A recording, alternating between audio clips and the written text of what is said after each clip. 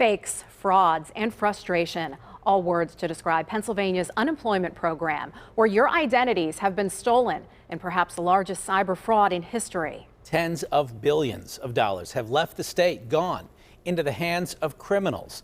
Tonight, KDKA investigator Andy Sheehan confronts Governor Tom Wolf about the failure to stop the bleeding that you're paying for.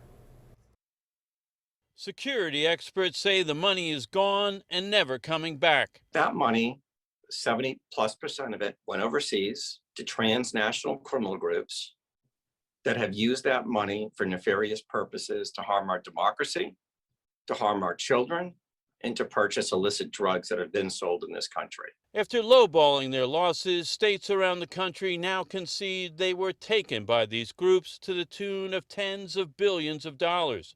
For example, Michigan initially estimated PUA theft at $200 million and now confirms it has lost $8.5 billion. Haywood Talcove, the CEO of government business for the security firm LexisNexis, says Pennsylvania had even fewer identification checks and has lost even more. The fraud rate was closer to 20%.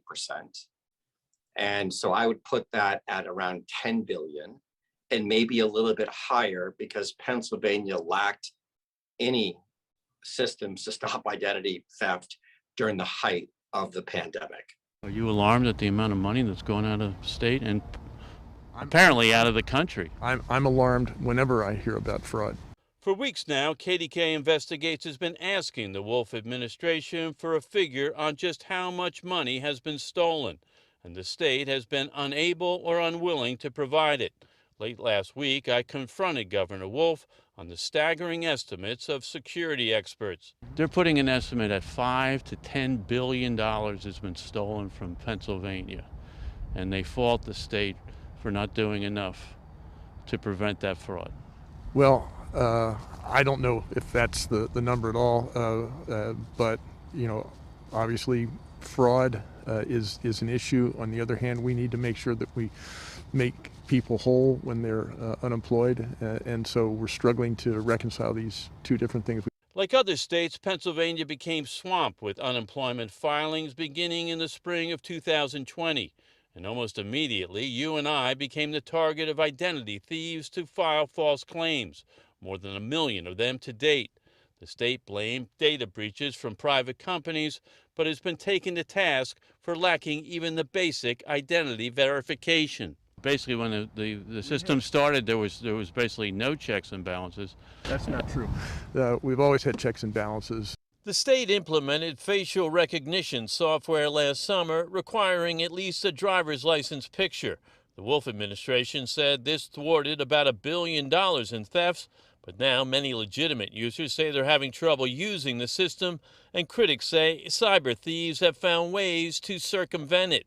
As to the question as to whether we've done everything we should do, I'm sure that there are things that we could do better, and we'll always keep trying to do better. Well, the only way to stop this is to prevent it.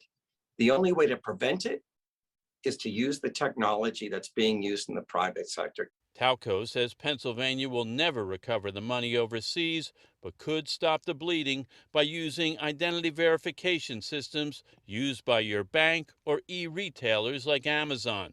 Could you imagine if a bank or an e-retailer lost the amount of money that the state of Pennsylvania lost? They wouldn't be in business. I can tell you this, as a CEO, I wouldn't have a job. We wouldn't even have a company.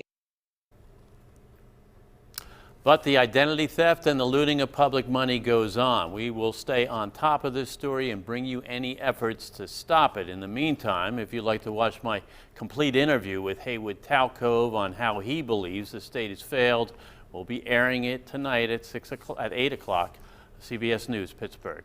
Andy Sheehan, KDKA News.